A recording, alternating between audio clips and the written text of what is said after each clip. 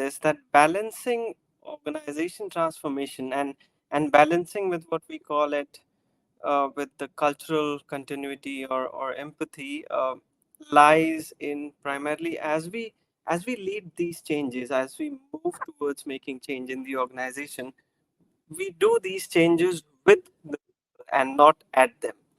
So and that's the core of it, right?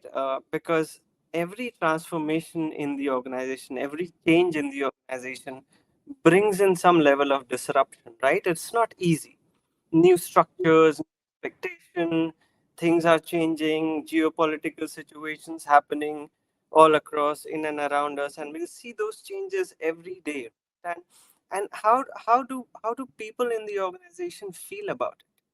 Do they feel changes and transformation, and during these change process, do they feel valued, do they feel heard, do they feel connected, that they are doing something meaningful to drive those changes?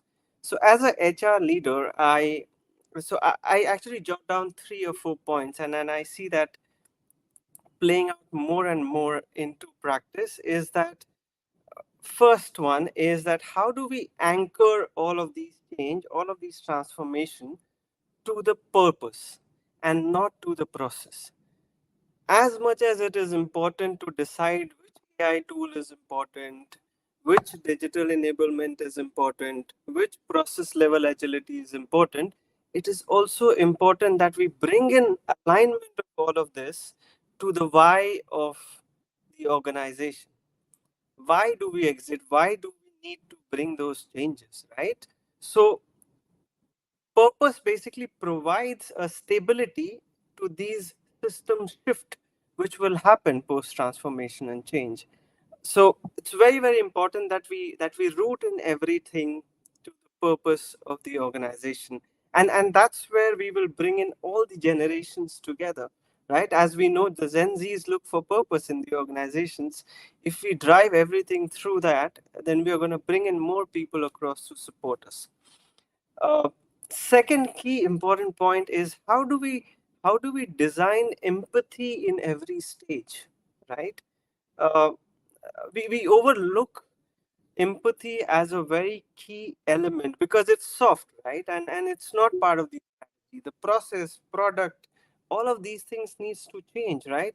But when restructuring is happening, when upskill is happening, reskilling is happening across organization, how am I listening to people?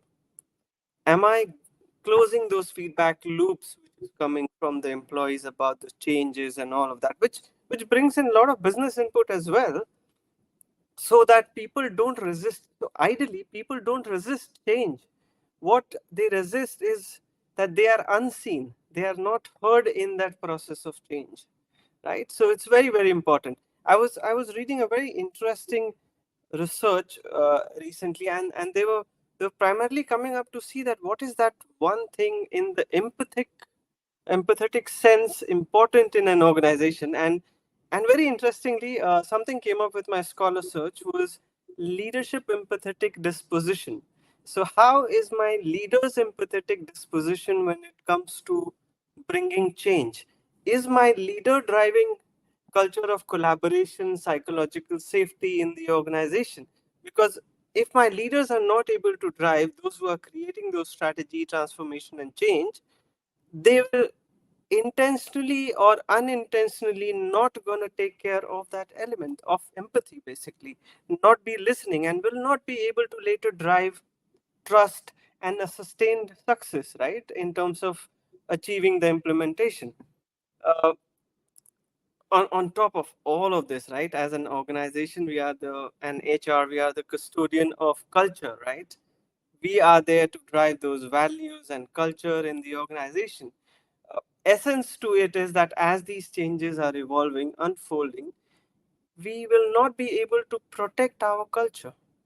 We have to evolve, we have to change, and we have to make change retaining the organization's core identity, right? So as much as I work for a BFSI, my work is to cater as a bank or as a financial service provider, as Manish it is to provide care.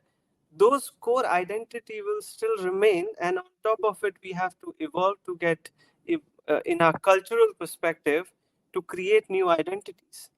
So a true transformation will only happen when we are not just shifting the system, the processes, but also the hearts stay engaged. And I feel that HR has earned that place over the course of time, right? As we represent people, we are not just change enablers, we are the culture carriers, we are the human compass in the organization to showcase where the organization is going. And I feel more than ever, these are the times, and right now, and maybe the future is where HR has to be a much more forward looking function than actually looking at the previous data and taking decision across. So this is from my side to the panel.